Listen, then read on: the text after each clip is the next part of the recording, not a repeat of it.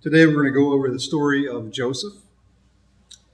And the reason we're doing this is, again, we're going to be looking at a bunch of different characters in the Bible to get kind of an idea of what their story of faith looked like in comparison with other people.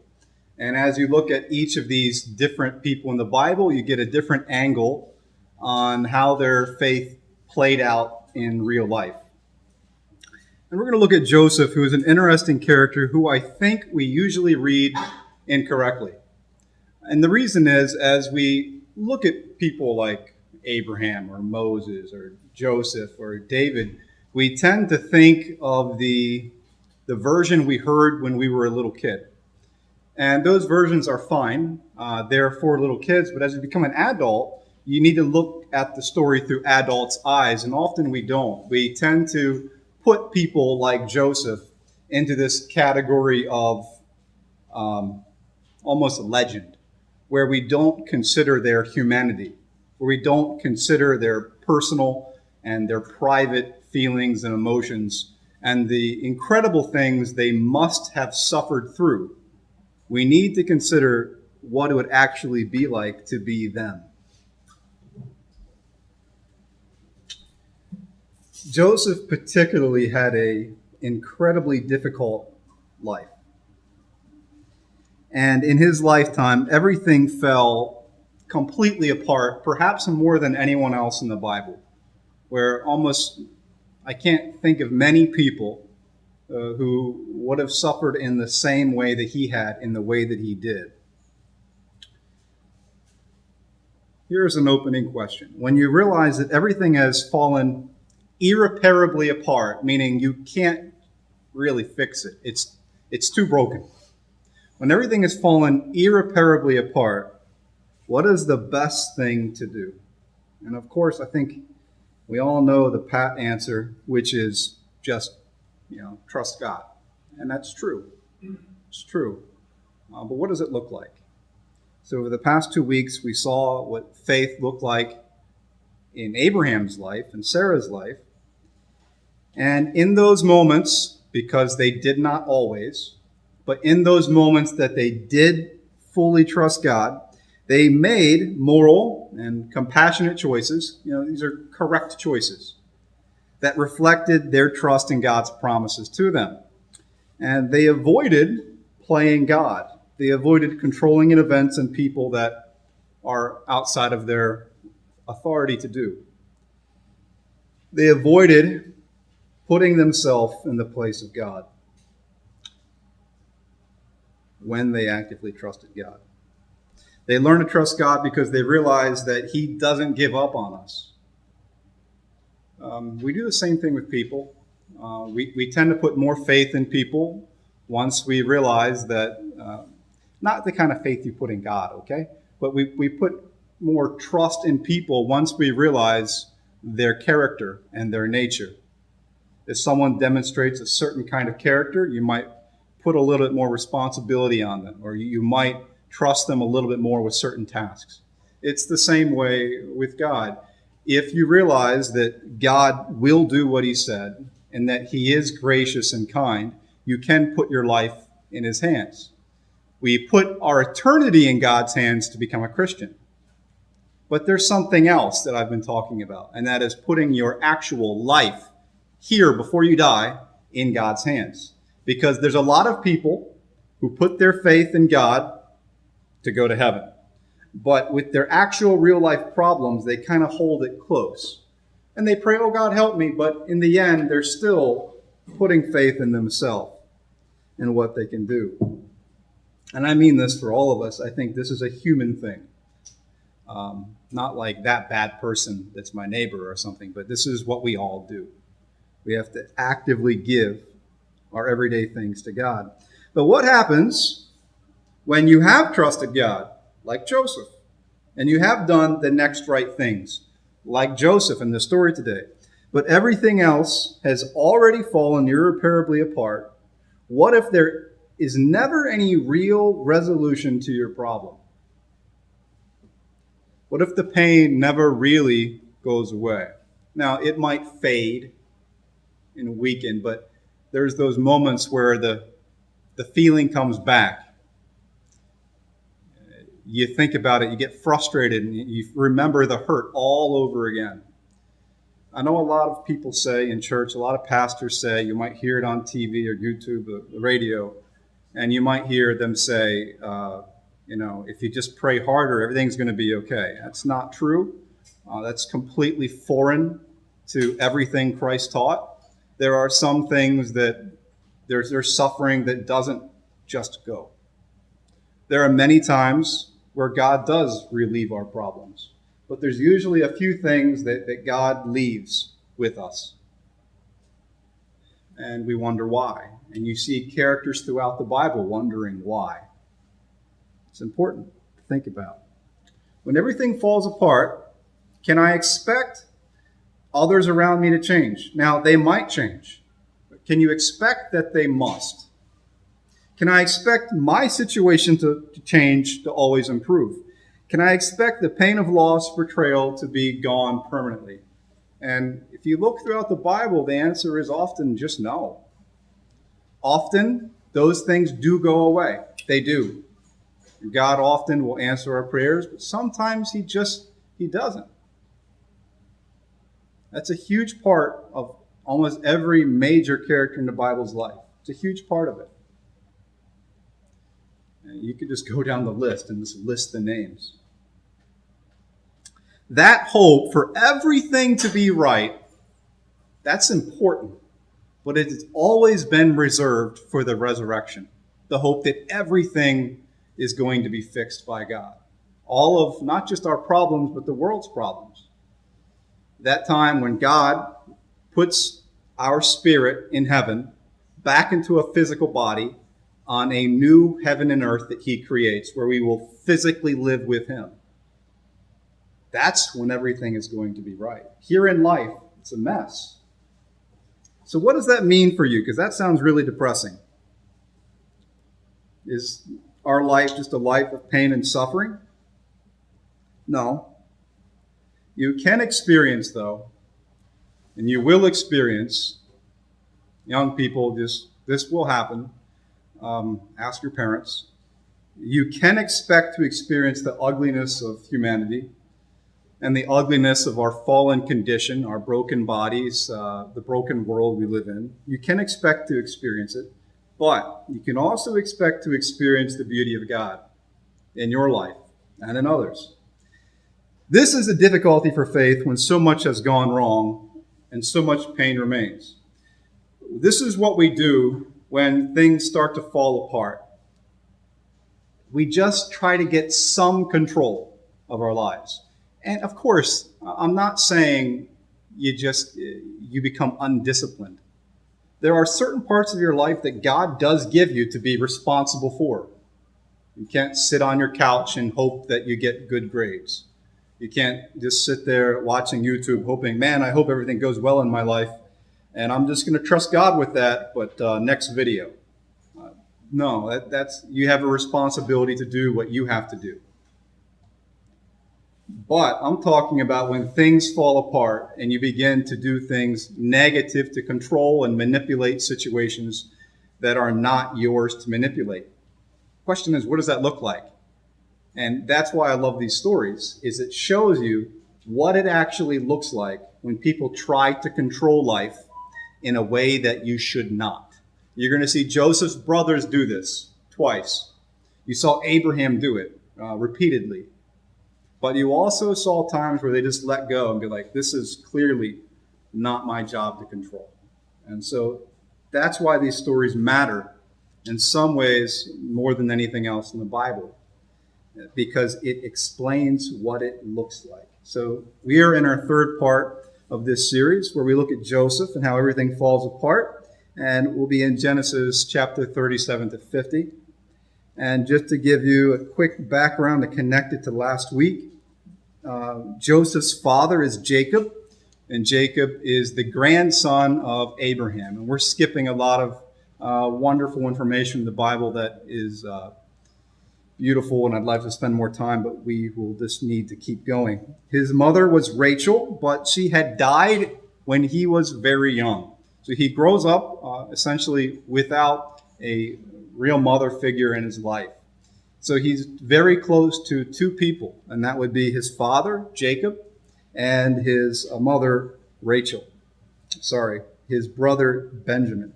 These are the two people who are most important to them. In the very beginning of the story, he's ripped from these last two people. He's taken away from these last two people who he cares about. And so you just imagine being in his shoes and what that would be like. Genesis 37, verse 3. Now Israel, that is Jacob, his father is also named Israel. Now Jacob loved Joseph more than any of his other sons, because he had been born to him in his old age, and he made an ornate robe for him. When his brothers saw that their father loved when their father loved Joseph more than any of them, they hated Joseph and could not speak a kind word to him. Now Joseph had a dream, and when he told it to his brothers, they hated him all the more. In fact, he would have two dreams, and which for some reason he told his older brothers.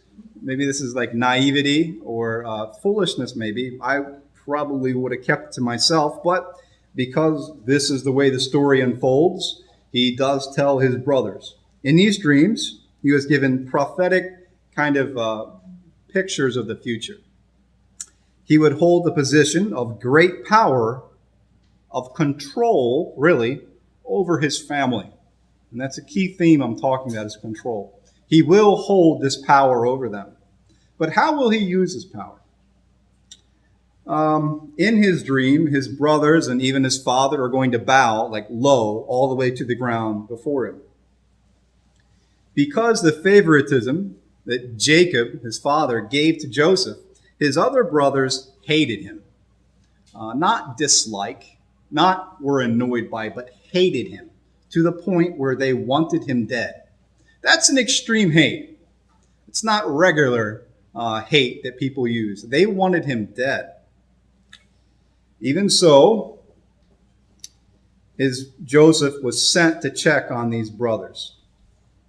Now, it doesn't say this in the story, but it's pretty clear. The reason why they hate him is because you'll see this later in the book. They fear him because they do think that somehow he's the favorite son of the favorite wife. They think that he might have some authority over them, and he's younger, and they hate it. They hate him. They want him to die.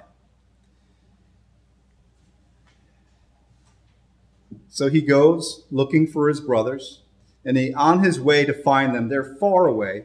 He asks someone where they are, and someone who he meets out in the field say, "Your brothers have moved on from here," the man answered. "I heard them say, 'Let's go to Dothan.'" So Joseph went after his brothers and found them near Dothan. But they saw him in the distance, and before he reached them, they plotted to kill him, his brothers. "Here comes that dreamer," they said to each other. "Come now, let's kill him and throw him into one of these cisterns." It's like a dry well. "And say that a ferocious animal devoured him. Then we'll see what comes of his dreams."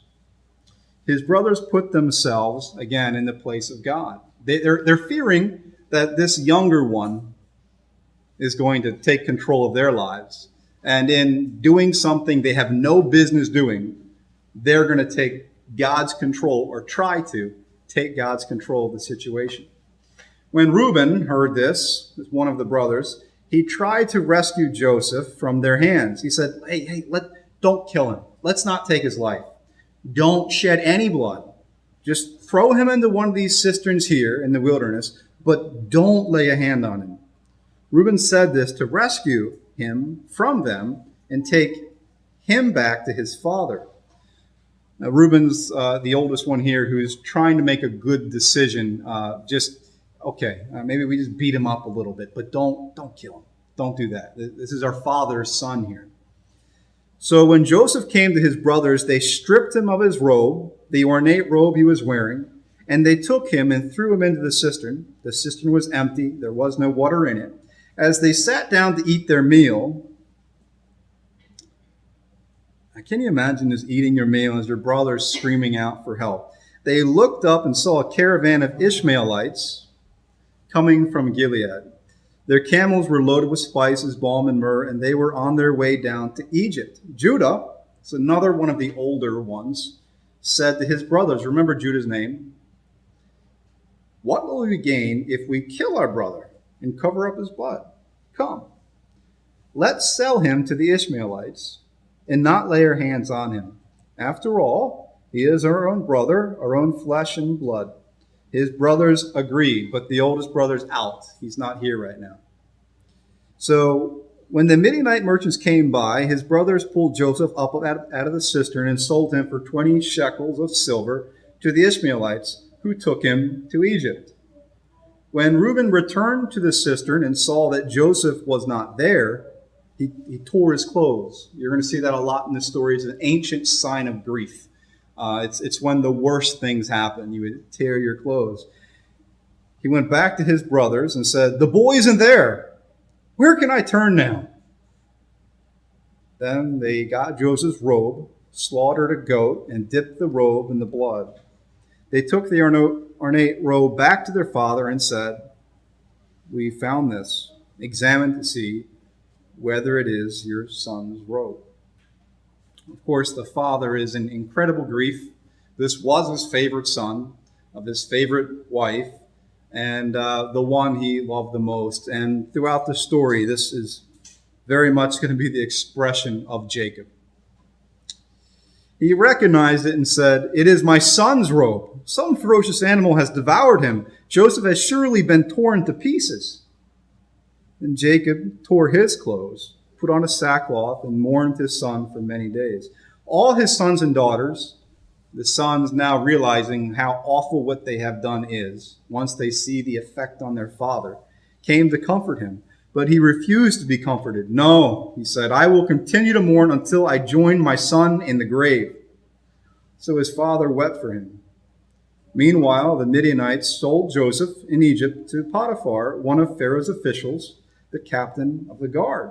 So I want you to imagine Joseph's life right now and think in these terms. Despite Joseph experiencing all of this, his mother dying in his youth, being hated by most of his family, being betrayed by his family, being torn from just the only two people he really cared about, just two, his father and his younger brother, despite being sold and purchased as a piece of property, despite going from the favorite son to the one that father loved the most to just a slave. A piece of property. That's a far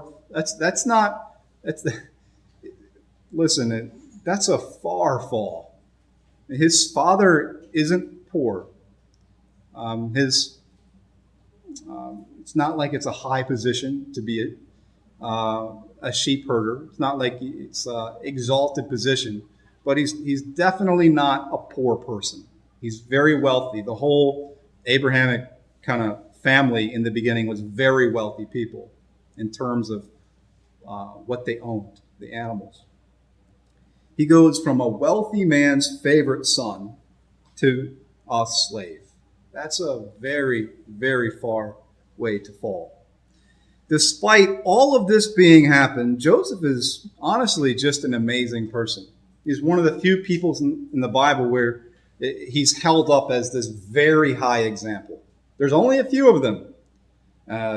You might think Job, Joseph, and Daniel. These are the ones that seem to be held the highest. Not as examples of the greatest faith. There's a lot of people in the Bible that, wow, their faith is great. But these men, it seems they didn't do much wrong. These particular three I just mentioned.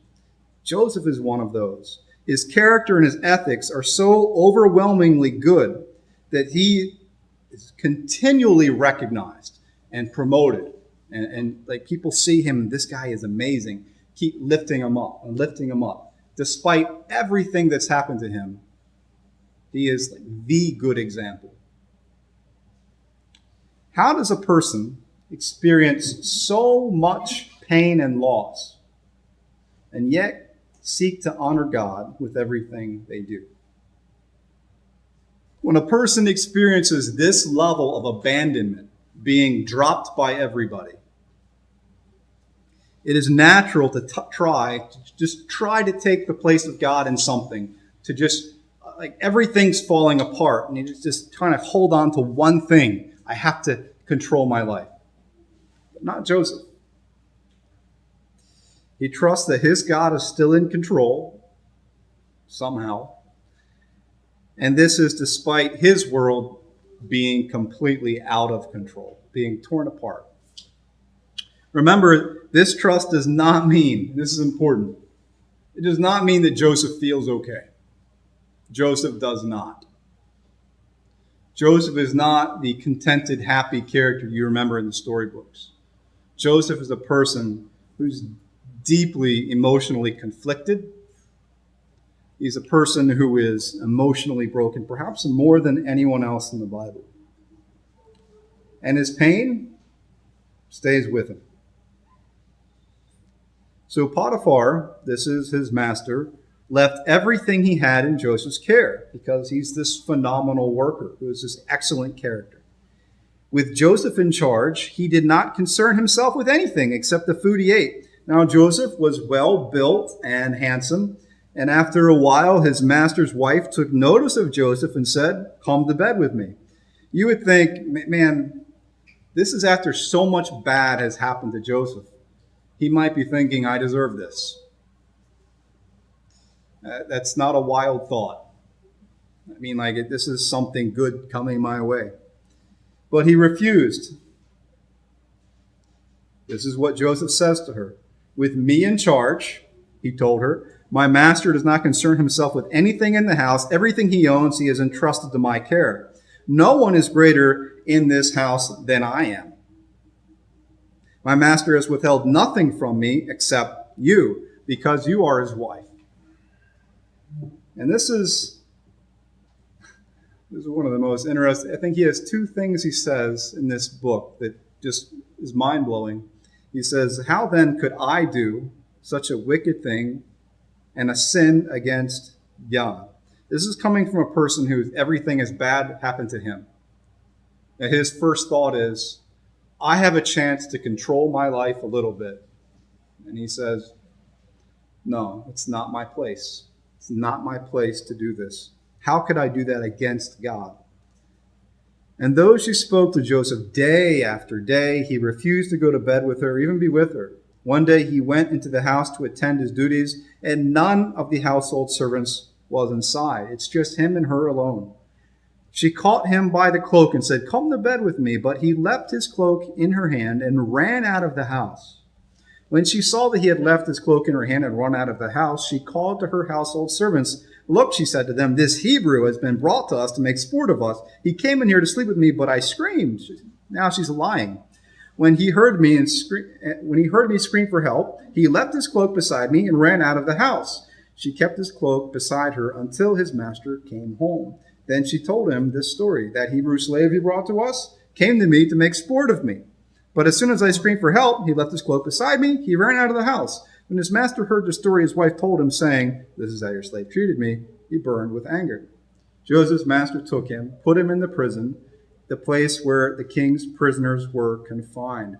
Though everything looked good for a while, I mean, he's a slave, but at least he's in an okay situation perhaps, Joseph does the next right thing and nothing good happens. It's like that time, and if you're a businessman, you follow the law and then you get fined for following the law.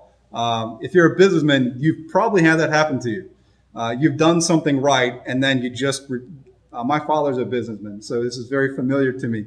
You try to do the right thing, in the end, you end up having to pay more. It's that kind of situation where he did something right, and he just suffers for it. Worse than, honestly, where he started, because now he's in prison. Not only is he separated from his family, not only has he been betrayed, but then now he's actually in jail, not even just a slave. Scorned again for doing the right thing. Now, in his time in prison, his character and his work ethic are again recognized. Within the prison itself, he is granted a position over others, again, because his character because he trusts God for all of these things, and he just does what he can do right. While in that role, he interprets the dreams of two disgraced senior officials who were sent down to the prison. One was a cupbearer, which is essentially a chief of staff. It's a very high position, the cupbearer. The other is a baker, who would, again, this is a king's baker. And again, when you look at the ancient North Africa bakers, it's a big deal. And he would be over just scores and scores and scores of people. So these are two important officials. They both are sent down to prison. He interprets what their dream means. And both of these interpretations, they come from God and they prove to be accurate.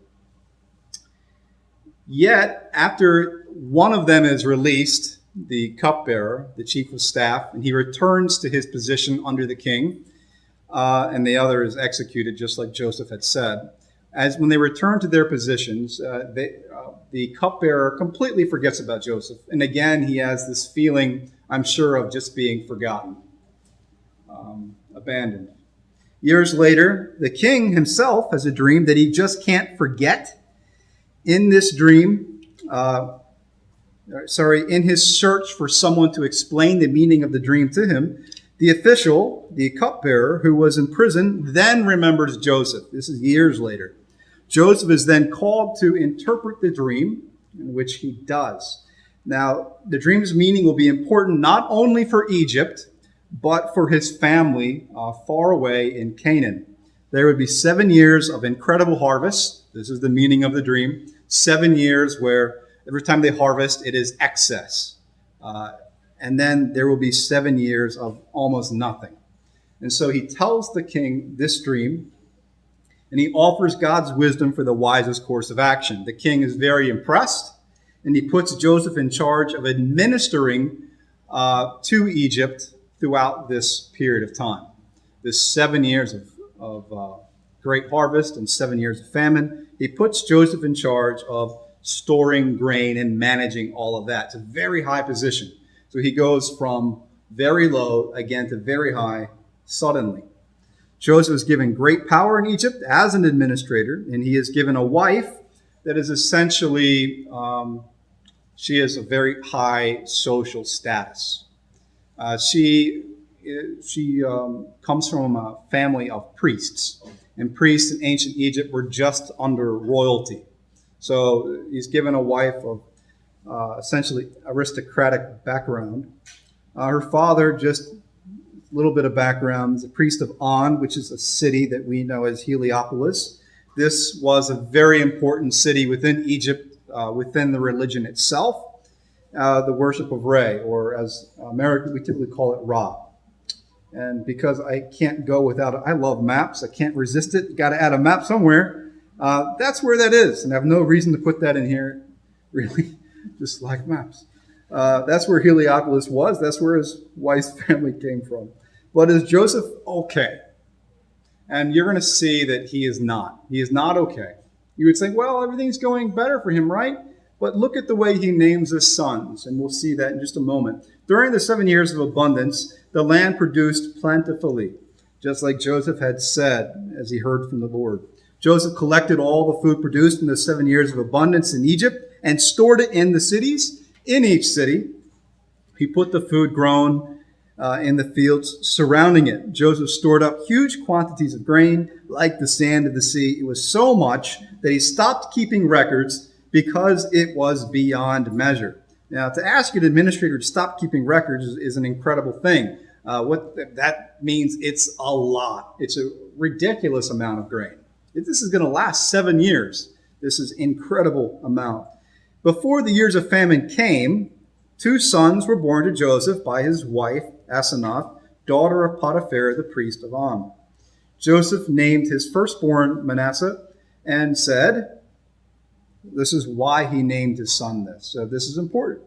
It is because God has made me forget all of my trouble in my father's household. But has he really? The second son he named Ephraim and said, it is because God has made me fruitful in the land of my suffering. And just picture that. these things are not far from his mind. His past pain has started to go down, but he has not forgotten really. And you'll see that when his brothers show up.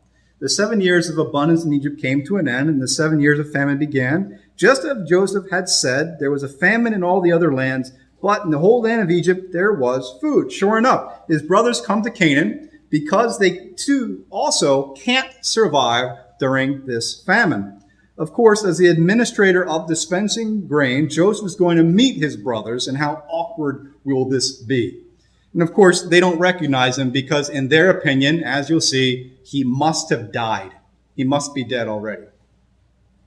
So once you begin to put yourself in Joseph's shoes, reading the interactions between Joseph and his brothers, it's almost too uncomfortable to read. Once you see him as a human, this is more of a Korean drama than an American one.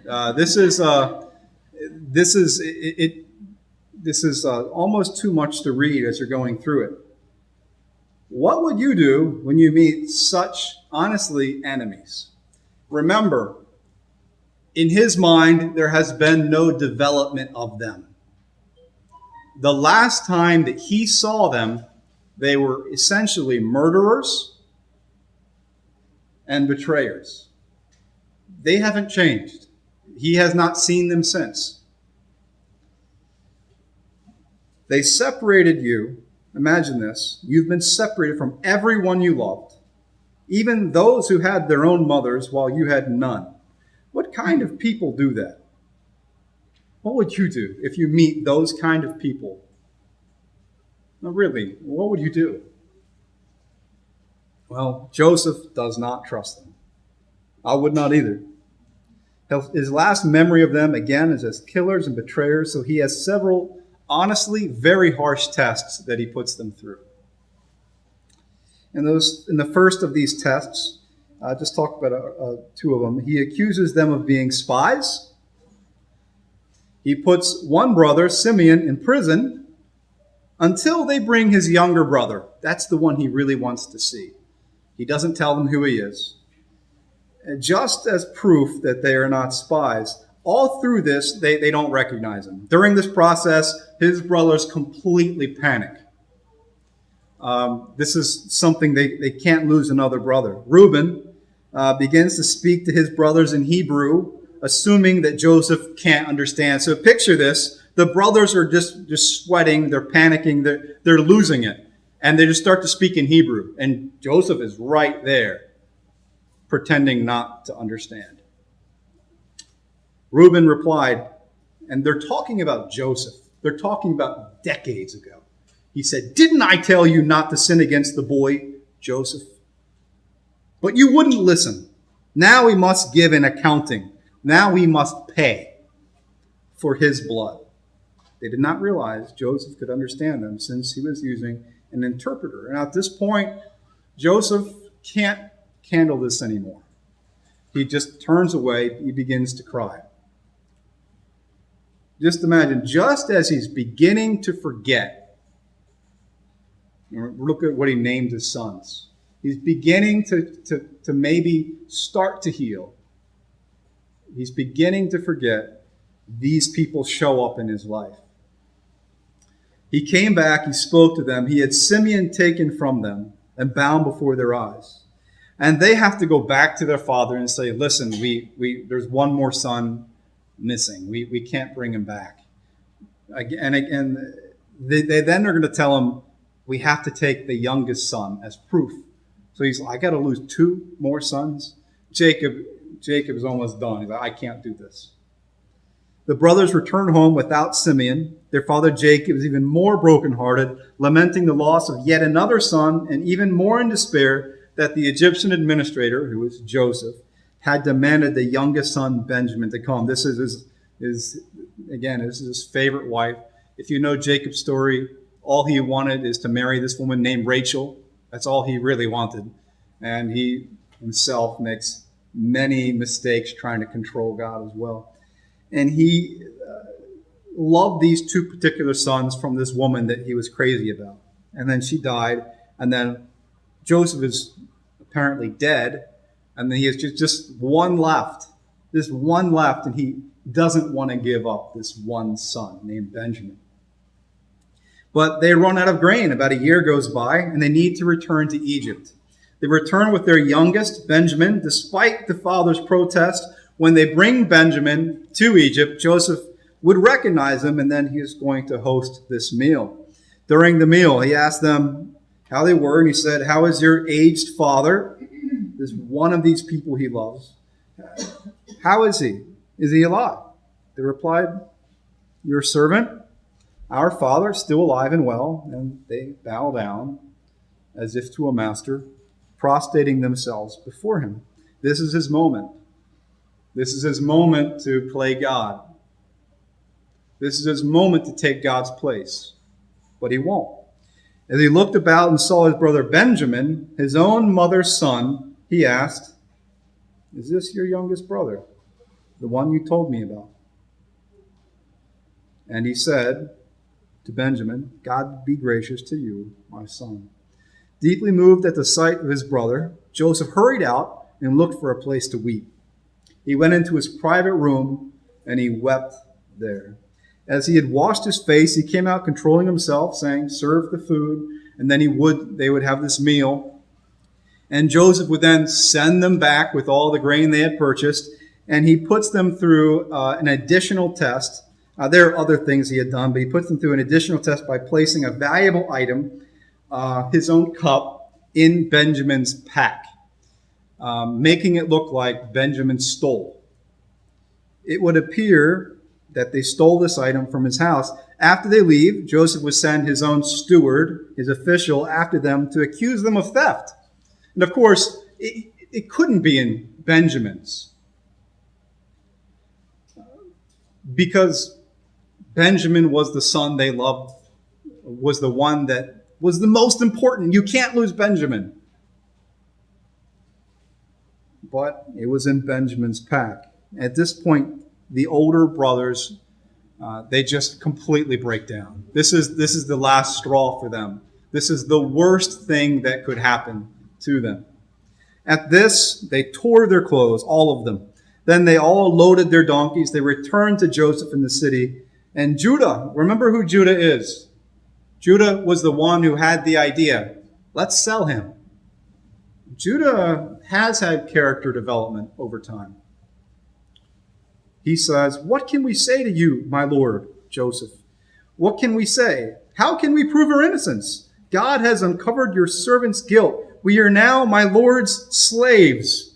We ourselves and the one who is found to have the cup." Judah, again, it was his idea to sell Joseph as a slave, now puts himself in the hands as Joseph as a slave. The brothers who had put themselves in the place of God in the past now put themselves in the place of slaves. By the way, that's something that Joseph had always done. Joseph had always put himself in the place of a slave willingly, and again and again and again.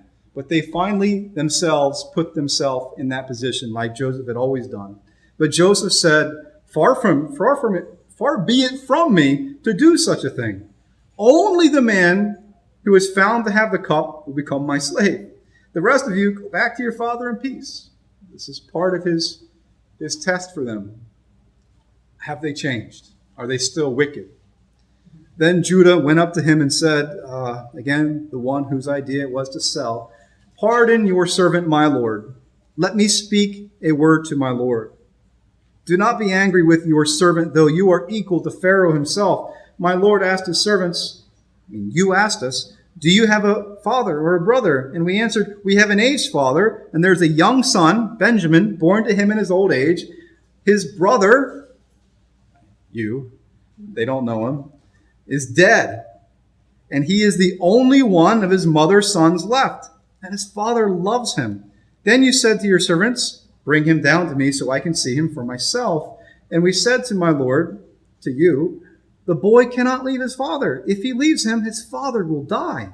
So now, if the boy is not with us when I go back to your servant my father, and if my father, whose life is closely bound up with the boy's life, sees that the boy isn't there, my father is going to die if he doesn't come. He won't live. He's had too much pain in his life. Your servants will bring the gray head of our father down to the grave in sorrow. Your servant guaranteed me. I guaranteed the boy's safety, Judah says. I said, Father, if I don't bring him back to you, I will bear the blame for his life, my entire life. Now then, he says, please let your servant remain here. He says, let me stay. I will sacrifice my life here. I'll be a slave. Just let Benjamin go back. Wow, so Judah has learned something here, right? He's saying, listen, something's bad happened in the past. We had a brother, and he's dead, and he's not saying it's my fault, but he understands this is what I've done. Don't let this next son be taken away. Just take my life. Don't take the boy. How can I go back to my father if the boy is not with me? No. Do not let me see the misery that would come on my father. Now Judah, who, again, it was his idea to sell Joseph as a slave, now offers his own life as a sacrifice to save his little brother, Joseph's little brother. At this point, this is maybe more than Joseph can tolerate, can bear. Then Joseph could no longer control himself before all of his attendants, all of his servants. He says, just leave the room. So there was no one with Joseph when he made himself known to his brothers. And he wept so loudly that the Egyptians heard him. And Pharaoh's household heard about it. Joseph said to his brothers, I am Joseph. Is my father still living? Now they finally realize this is our brother, and they are just frozen in fear. We are dead. It's over. That can't be him, can it? Then Joseph said to his brothers, come close to me, look at me. When they had done so, he said, I am your brother Joseph, the one you sold in Egypt. And now do not be distressed. Why is he saying that? Because they are. They are sweating big time. And do not be angry with yourselves for selling me here, because it was to save lives that God sent me ahead of you. For 2 years now there has been a famine in the land, and for the next 5, there will be no plowing and no reaping. Essentially, all of you would die, except that God has put me here for a purpose at the right time. But God has sent me ahead of you to preserve you a remnant on earth, to save your lives by a great deliverance. So then, it was not you who sent me here, but God. He made me a father to Pharaoh, lord of his entire household, and ruler over all of Egypt. Now, during this time, he's going to invite his own father to Egypt. He will then provide for his father and essentially save his entire family's lives. There's a wonderful reunion. You need to go read it for yourself if you have not. Joseph would go on to provide for his entire family for years, literally rescuing them from death. Over time, the father himself would pass away in Joseph's care, and Joseph would continue to provide for the family after that. But despite all of this, despite all of his care and sacrifice, his brothers repeat a mistake. They still mistrust him.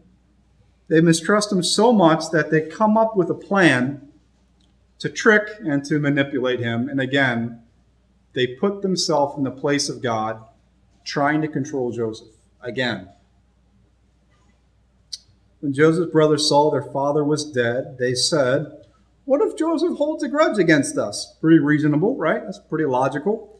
And he pays us back for all the wrongs we did to him. It's a realistic fear, much like Abraham's fear was very realistic. So they said to Joseph, saying, this is a story they make. It's a lie. They lie. Your father left these instructions before he died. This is what you are to say to Joseph. This is their plan. They pretend, they say, this is what Dad said. I ask you to forgive your brothers the sins and the wrongs they committed in treating you so badly. How manipulative. Now please forgive the sins of the servants of the God of your father. Now they bring God into it. When their message came to him, he wept. Why? Why you think he might be angry, but he weeps again. Why? Why would he do that? Because, number one, they betrayed him. He rescued them. He never put himself in that kind of place of God. His brothers had done it severely, and they still treat him with this distance, fearing him, despite all he's done. His brothers then came and threw themselves down before him, saying, "We are your slaves." But Joseph said to them, here's that second phrase in his life that's beautiful. "Don't be afraid. Am I in the place of God?" Meaning, I have this moment where, yes, I could do this to you, but that's not my place. I can't control I only do my job, which is to provide for you. It's not my job to punish you for what you've done. Am I in the place of God? You intended to harm me, but God intended it for good, to accomplish what is now being done, the saving of many lives. So then don't be afraid. I will provide for you and your children. And he reassured them and spoke kindly to them. When everything falls apart, what is your first impulse? Is it to take control? Understand what I mean, and this is why the stories are good. Disciplining yourself is not what I mean by taking control. Doing your job well is not what I mean. There are areas of your life where once you begin to do something wrong to get something that you think is good, you have taken the place of God. It's outside of your authority, and yet you still seize it, like his brothers did. Joseph is going to be, perhaps he's going to be the leader of us in the future. And so they took control and they got rid of him. Joseph is going to punish us for what we did in the past. Make up a story to save your own life. Take control. This is what it looks like when you're scared of something and you think, I don't know what's going to happen. And then you start to do things you shouldn't because you're trying to take control. When you're in trouble, is your first impulse to put yourself in the place of God? And I think the answer is probably yes. I do think we do it. I think all humans do it. And Joseph, I'm sure, felt that feeling. I'm sure that he thought, I could do this. But he wouldn't take the opportunity. He doesn't do that. Whose place did Joseph put himself into? Every time he put himself in the place of a slave, just doing his job as a slave of God, as a slave of his master, as a servant of the king. And finally, he puts himself as a servant of his family. That's incredible. What did Joseph expect from others? Not much. He learned that over time. How many times was he abandoned? What did Joseph learn to expect about his situation? It might not get better. What did Joseph actually do? Again, he put himself in the place of a servant. So, as our last slide, do the next right thing, like we learned with Abraham, and put yourself in the place of Joseph, a man who was put down, stepped on, cast aside, and yet every single time he would put himself in the place of a servant or a slave to his king, his master, his father, and later even his own brothers. So when you feel that desire to do something, when things fall apart, and they will, resist the urge, and you will feel it. Resist the urge to take control in a way that you shouldn't. And instead, do the next right thing, like Joseph, and put yourself in the place of a servant. Let's pray. Dear Heavenly Father, Lord God, thank you for these stories of faith where you can see what it looks like in Genesis to experience pain and hardship. And yet, we can also see the consequences of putting yourself in the place of God and the results of putting ourselves in the place of a slave, not just to you, but to those around us. Because ultimately, Lord, you are the one that provides and takes control. And Lord, this is very difficult, and just hearing this doesn't help. We do need to hear it, and we ask that you do remind us in the future, just your Spirit would speak to us, remind us to put ourselves in the place of your slave. But at the same time, Lord God, we ask that you wouldn't just remind us to do that, but remind us to act. To act as your servant. We pray this in Christ's name. Amen.